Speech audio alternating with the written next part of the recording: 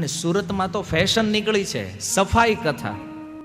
સફાઈને અને ભાગવતને શું લેવા દેવા છે? એક શ્લોક તો મેળવીને બતાવો આમાંથી. સફાઈ કથાઓ અને પબ્લિક કેટલું મૂર્ખ છે એ જોવો તમે. એ પાછા દોડ્યા જાય એમાં. હાલો હાલો સફાઈ કથા છે કે શું આ ભાગવત રોડ સાફ કરવા માટે છે?